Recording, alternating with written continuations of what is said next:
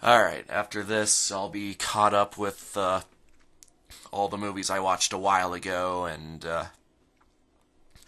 I'll also be halfway through with the 60s.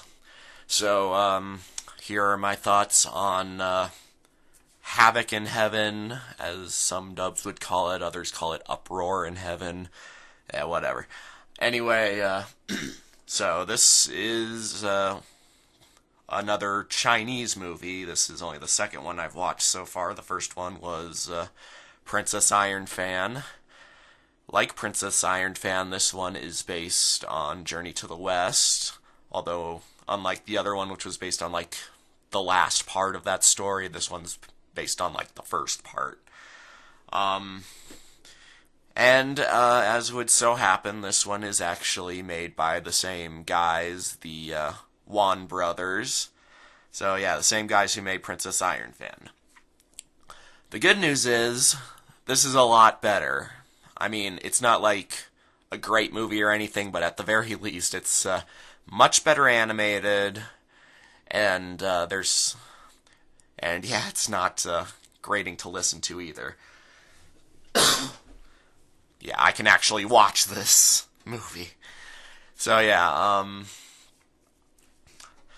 I do have a few things that kept me from fully enjoying it, but in the end, it was still pretty enjoyable. So yeah, so the story is about the Monkey King, of course, Sun Wukong. He lives up, he lives up in the mountains, ruling over a kingdom of monkeys. Um, and then I don't know. One day, there's these guys up in heaven watching him, and the Jade Emperor, the ruler of heaven, I guess, is I don't know. He just kind of decides he doesn't like him or something, and then they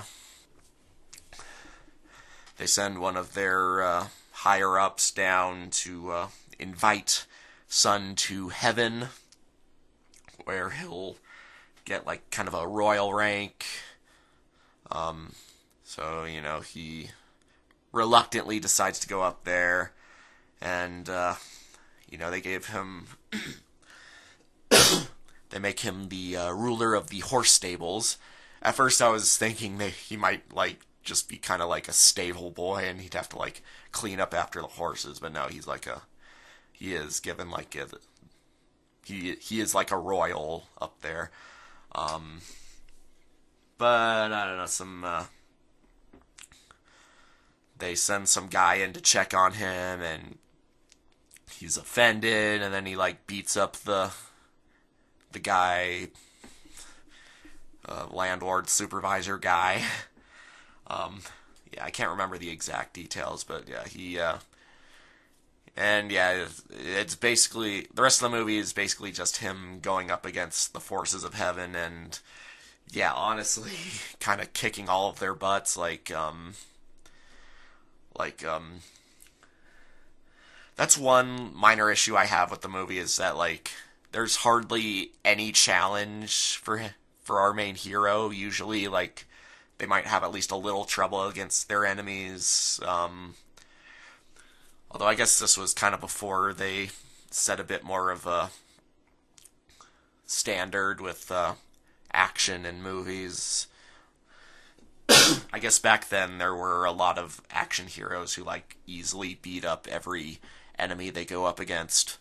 Um, but yeah, Sun easily makes short work out of like almost every god that goes after him. So yeah, he can easily beat up gods. Um, in fact, even his subjects, his monkey subjects, can like easily beat up. Like they make short work of this. The first god they go up against, like his subjects just make a joke out of, basically. Um, there's a fairly memorable fight scene against the next god, which is like um, this childlike god who like grows like extra heads or something. I forget the exact details. You can see, like, if you go to the Wikipedia page of this movie, you can see an image of him fighting the kid god thing. But yeah, it's any other details along the way? I mean, you do get a brief moment of vulnerability when Sun's in heaven again, and he's like ruling over these like peach trees, and then he like goes to this party he wasn't invited to, and then he like gets all upset about it, and he like gets really drunk on their wine or something, and yeah, so that was a brief moment of vulnerability and kind of an interesting character moment. I guess there is one god that he has a little bit of trouble against later in the movie near the end. There's kind of a long, somewhat drawn out fight scene with the character. But yeah, he still clearly seems to be the stronger character, and yeah, by the end of the movie, he's basically just better than all the gods. It's kind of a simple story. It's just, a common monkey going up against a bunch of gods. Now, in the original Journey to the West story, I believe this leads to him, kind of getting captured by, like, Buddha or some kind of Buddhist god. And, I talked about it in my review of Alakazam the Great, the Toei version of Journey to the West. I did. So yeah, he gets captured, or yeah, it's supposed to like lead to him getting captured, and then and then it leads to him having to like learn humility, and there's none of that in this movie. It's basically just him. He kind of seems like he is like a jerk, and but he still has like this clear moral high ground over like all of the people up in heaven. So yeah, we don't really get like the whole learning humility storyline here. It just has a happy ending, and then that's it. But yeah, it's got a lot of fights. There's a lot of interesting like god designs. It's got a colorful variety of like different gods that he has to go up against. So it's still fun to watch. I do think the animation it doesn't quite feel like a 60s movie. It feels more like it's from like the 50s or something. That seems to be a thing with China, like the other movie based on Journey to the West that the Wan Brothers made. That movie seemed like it was made in like the early 30s, even though it's from the early 40s. I mean, it came like not long after friggin' Fantasia. And yeah, I will say it was kind of jarring going from Fantasia to Princess Iron Fan. It's pretty big step down, but yeah, this was still pretty well done, and I did like the fight scenes. Sun is an entertaining character, and yeah, he does have a couple nice little character moments.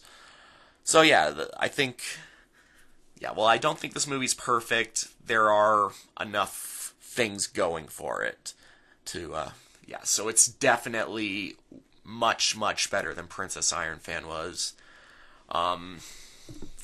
So yeah, any other details I should bring up? I can't really think of anything, but as usual, I'll bring it up in the comments if I do remember anything. So yeah, I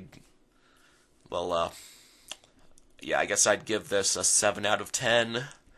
And yeah, if you're interested in anything related to this movie, China, Chinese culture, Chinese folklore, just anything related to Journey to the West, this may be a worth a watch. So yeah, um, I guess I'll leave it at that. So Mash It and Smash It signing off, and I guess I'll see you soon for my first Mash It review in quite some time. I'm officially going to start working on that like right now. So yeah, see you later.